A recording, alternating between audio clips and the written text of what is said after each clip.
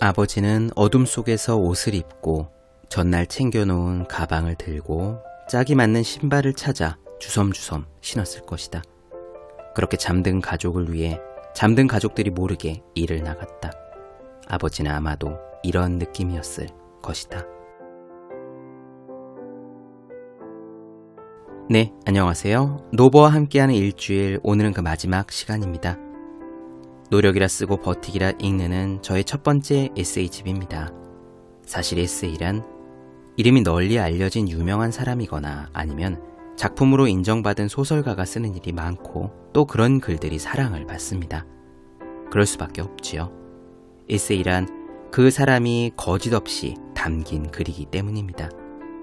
아무리 컨셉을 뾰족하고 매끄럽게 잡더라도요, 필요와 이익에 의해서 찾아 읽는 자기 개발서가 아니기 때문에 기본적으로는 그 사람에 대한 애정이 있어야 읽힐 수 있습니다. 제가 아직 그 정도 애정을 듬뿍 받을 정도로 크게 성장했다고는 생각하지 않습니다. 그럼에도 불구하고 그동안 썼던 글들을 묶어 이렇게 에세이집을 내기로 한 것은 한편으로는 일종의 약속 같은 겁니다. 지금은 미약하더라도 앞으로 읽을 만한 글을 쓸 수 있도록 계속 부지런히 읽고 꾸준히 쓰겠다는 그런 약속이에요. 회사를 퇴사한 지 2달이 좀 넘었습니다. 회사에 출근하지 않은 바로 그 다음 날부터 오늘까지 단 하루도 일하지 않고 쉰 날이 없었습니다. 매일 카페로 출근했고 거의 매일 글을 썼습니다. 하고 싶은 일을 하기 위해 퇴사를 했으니 쉬어야 할 핑계는 어디에도 없었어요. 꾸역꾸역 버텼던 지난 몇 년의 시간처럼 회사를 나온 후에도 여전히 이렇게 잘 버티고 있습니다. 이것은 일종의 약속입니다. 앞으로도 계속 읽을 만한 글을 써서 보여드리겠다는 약속입니다. 자기계발서도 입문서도 있겠지만 저는 이 에세이를 쓸 수 있는 한 오래오래 쓰려고 합니다. 제가 팟캐스트를 운영하며 늘 똑같은 인사로 마무리를 했었죠. 여러분 모두 열심히 공부하십시오. 저도 열심히 하겠습니다. 에세이는 글 쓰는 일을 닮은 글입니다. 계속 열심히 해서 나아지는 모습을 저를 담은 글로써 보여드리겠습니다. 오늘은 마지막 시간입니다. 어른이 된다는 막연한 고민에 대하여 라는 글을 준비했습니다. 노버와 함께하는 일주일 동안 노력이라 쓰고 버티기라 읽는과 함께 해주셔서 감사드립니다. 일주일 동안 나누어 드리지 않은 나머지 27편의 글도 많이 사랑해 주셨으면 좋겠습니다. 마지막 이야기, 아버지는 아마도 이런 느낌이었을 것이다. 그럼 시작하겠습니다.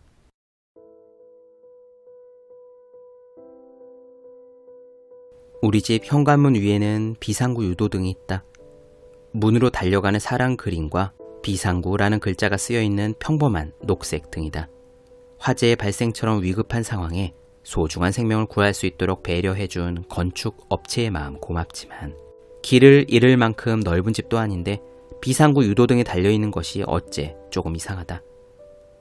그런데 이 유도등이 눈치가 없게도 제 역할을 너무 잘한다. 그 빛이 어찌나 밝은지 밤에 조명을 다 꺼도 거실이 동틀녘처럼 환하다. 등을 켜지 않고도 화장실을 가고 물을 따라 마실 수 있을 정도다.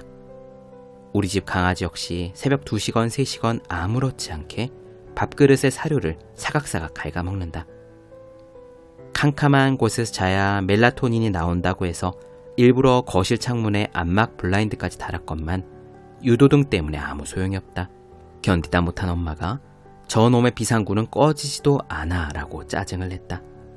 하는 수 없이 의자를 놓고 올라가 이리저리 살펴보았다.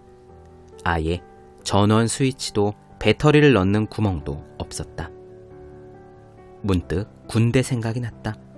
생활관의 천정에는 취침등이라고 불리는 작은 등이 달려 있었다.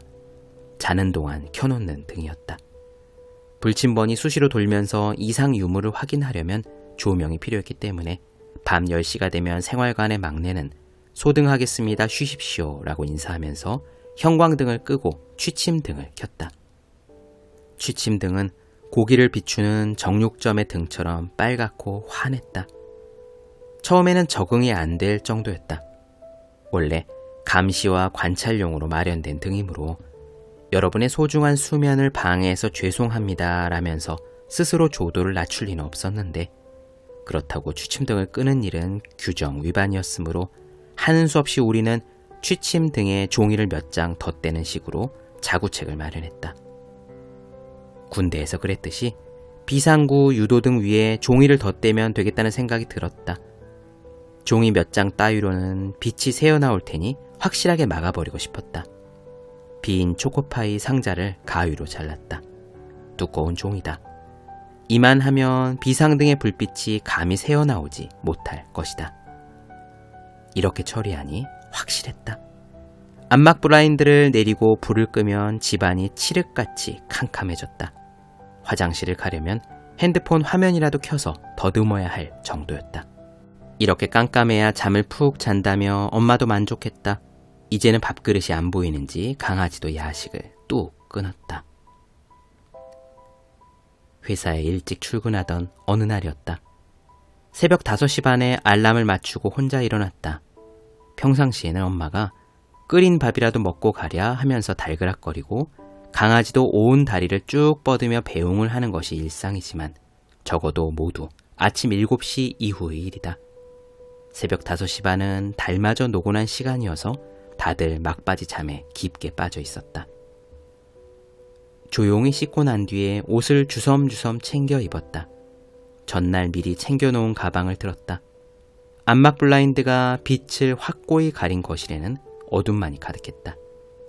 어머니, 아버지는 주무셨고 강아지도 그 발치 어디쯤에서 자고 있었다. 보지 않아도 알 수 있는 모습들. 나는 다들 잠든 집에서 아무도 모르게 나서는 중이었다. 살그머니 신발을 신다가 문득 동작을 멈췄다. 천천히 허리를 펴고 섰다. 집안을 뒤돌아보았다. 이런 느낌이셨겠구나. 나는 아버지를 생각했다. 아버지는 새벽 출근이 잦았다. 공장에서는 새벽 근무자에게 수당을 더 얹어주었다.